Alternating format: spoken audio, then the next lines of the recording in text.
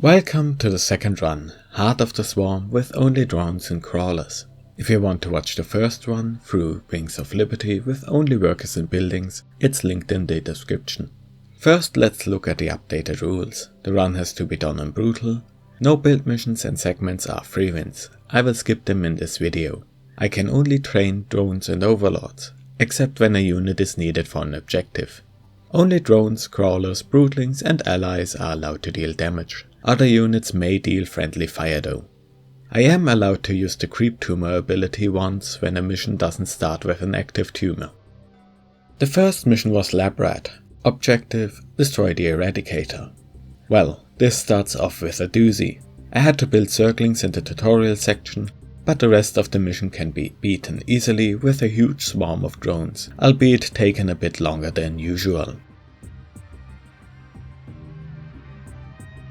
After the no build mission came Rendezvous. Objective: hold out for 15 minutes and destroy a cannon. This mission gave me access to Spine and Spore Crawlers, the best static defense in the game, at least in my opinion.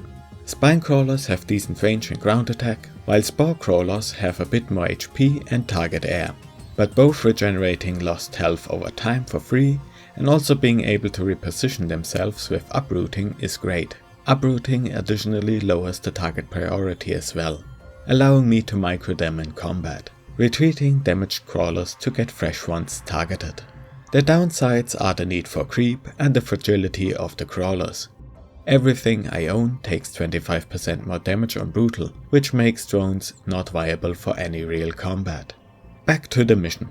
The start of the holdout part was messy, but after massing enough spines I could fend off attack waves fairly well. Noctool's Brood arrived and gave me access to Creep Tumors. I also had to move one spawned group away from the minion troops. The final base got overrun by my spine crawlers, and even though I lost quite a lot in the fight, the cannon got destroyed. My first planet to travel to was Chaldea, because Shah was not possible at this point, so Harvest of Screams was next. Objective: destroy 3 Psylings. This mission was made to be cheesed, so I just slowly pushed to the expansion and built a defense wall with crawlers to deal with attack waves. The bonus objectives were also no problem, as I was able to clear one of them myself and the Protoss helped me with the other one. Thanks guys. The other 2 links went down to drone attacks when the Protoss were frozen and couldn't retaliate.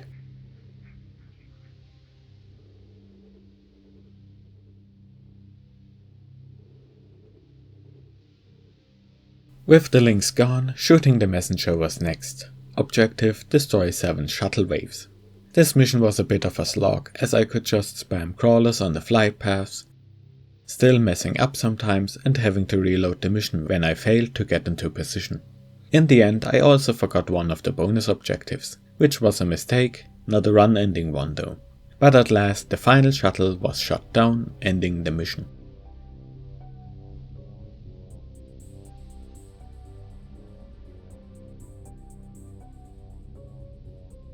After skipping enemy within, Char still wasn't possible, so I traveled to Ceres to get more Kerrigan levels, and started the ancient one.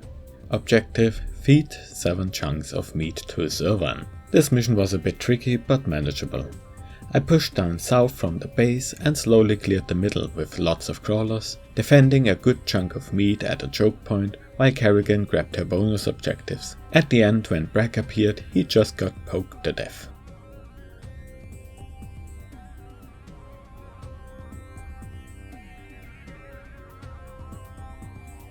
With Zurvan woken from his just another 5 minutes nap, next was the Crucible, one of the tougher missions for challenge runs. Objective: defend Kerrigan's cocoon for 30 minutes. The start of this mission wasn't easy. The first attack waves were a bit scary, but once I had enough spines it was alright. I also managed to kill the Tyrannosaur with a proxy hatch and spines. My defenses fell near the end, but the primals focused my crawlers around the pool instead of the cocoon. I didn't have to press the spawn locust button even once. After Supreme, the good times and fairly easy missions came abruptly to an end on Char, starting with Domination. Objective: destroy Sagara's base. Remember the bonus objective I forgot? It came to bite me on this mission. I was just 1 point shy from an amazing passive from Kerrigan. Malignant Creep buffs tumors to spread creep faster and further, as well as granting my crawlers increased regeneration and attack and movement speed on creep. I still managed to trap Zagara in her base with lots of spine crawlers on the front, but breaching her defenses wasn't easy.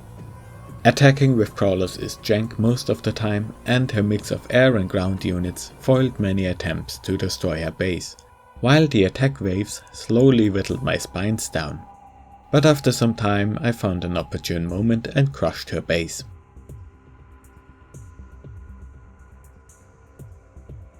I finally unlocked Malignant Creep and went to Fire in the Sky. Objective: Awaken 7 Scourge Nests. This mission was more of a breather. My spines with the new buff dealt with the defenses pretty easily, though there was one spot where I progressed a little too slow and a Gorgon reached my base, destroying half of it. But in the end I broke through the last defenses and woke the last nest.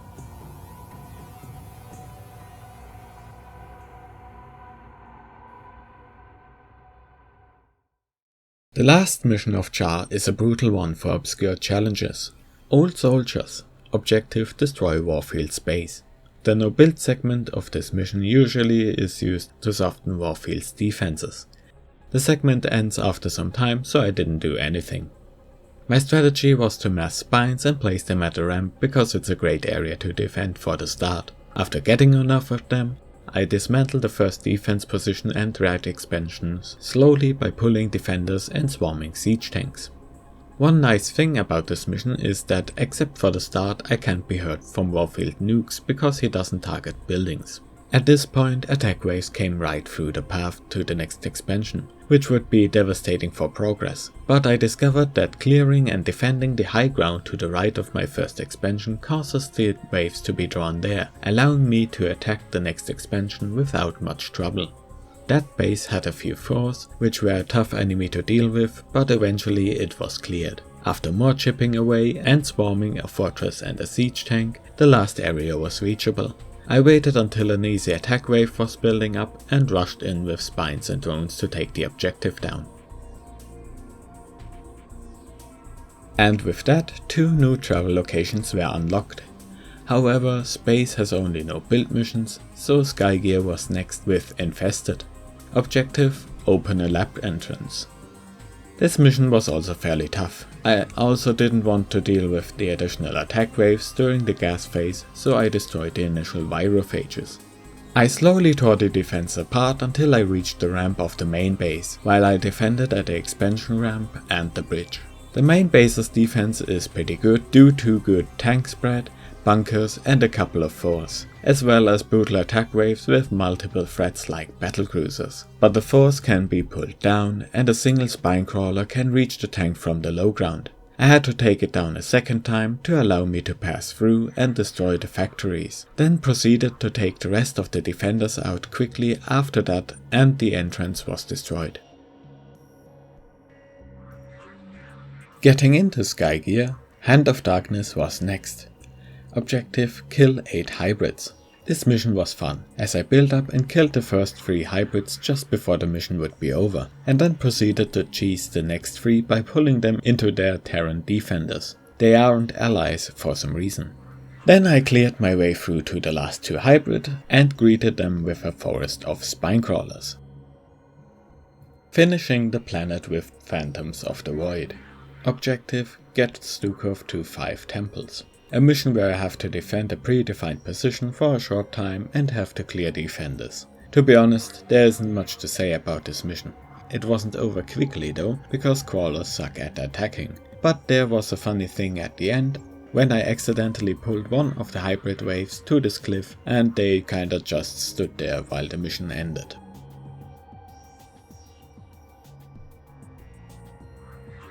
Core Hull at last. The endgame and the hardest missions, with strong attack waves and tough defenses. First was Planetfall. Objective: Defend bile launchers and destroy 2-ish bases. The rapid pace of this mission was stressful. I mostly just barely managed to get enough spines and spores together to attack and clear to the next bio-launcher position, or defend existing ones, having to do most engagements with decent micro to save as many crawlers as I could. The last bio-launcher unfortunately arrived at a bad time. 2 strong attack waves blocked my path, so it was killed by 2 battlecruisers. This turned out to be a boon though, because at the next landing attempt the attackers came from an area I could defend without being near the launcher, and after that was built it was time to destroy the 2 bases, which were easy to swarm and take out.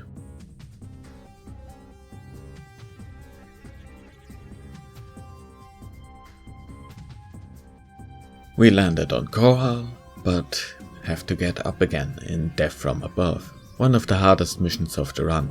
Objective: destroy the Psy-Destroyer.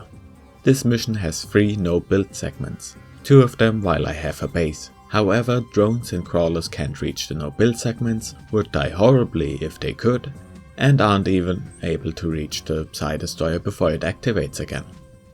The build segment didn't start easy as well. I had to balance between no economy and being overwhelmed by attack waves for the first couple of minutes.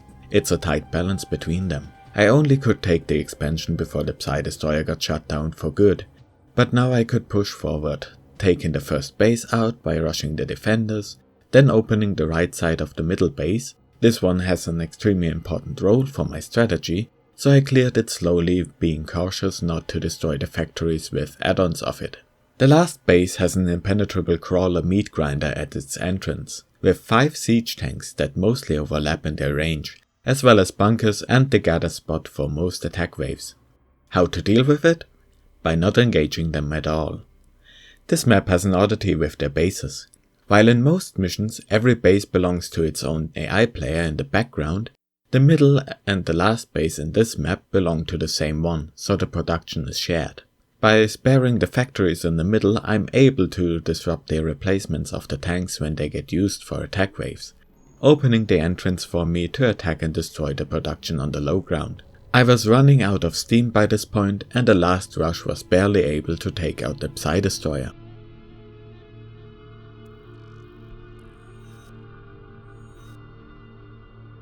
So now only the Reckoning was left.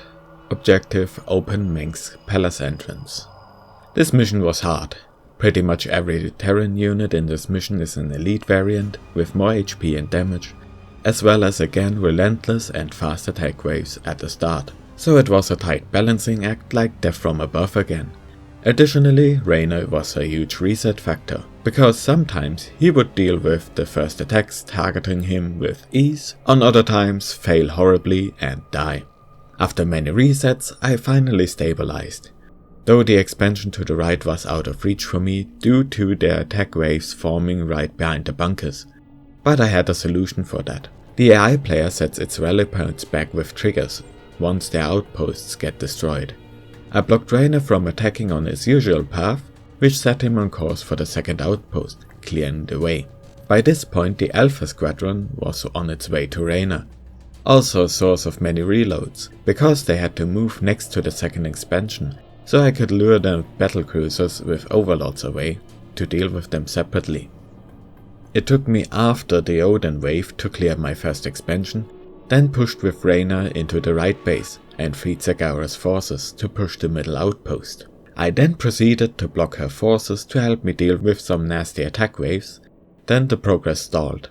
I couldn't make any move without losing a large chunk of my spine crawlers, and even though I had a lot of minerals, it just wasn't possible to breach the last base's defense. So I tried to clear Stukov's position, and lost too much. I tried to send Zagara's swarm into Mengsk's base with a Raynor attack wave, and it wasn't enough. In the end, I decided to call it for the day and think over it. By the next day, I had an idea. Blocking Raynor's attack waves to build them up didn't seem feasible at first, because if they can't move, Raynor uses medivacs to ferry them over any spine wall I put up. But what if I used uprooted spines and hold position them and trap the waves at the bridge? Well, let's skip ahead and look at the results. That's a good amount of stuff right there. Let's add a Zagara wave on top of it and guide it to Mengsk's base. Will it be enough? Nope. But after many reloads and doing things differently, the base was at least half destroyed. So I just had to get more waves blobbed up and... Wait, Raynor, don't go that way! Get into the base! Raynor cleared the rest of the base after another reload and redirection, while I prepared for the last attack spreading creep around the palace and destroyed it finally with my spines. And that's the end of the run. It's a shorter video because there wasn't much strategy involved, except to make crawlers and micro them for every mission. So there wasn't much talk about without repeating myself over and over again. But some unusual strategies found their way in. Thank you for watching this video.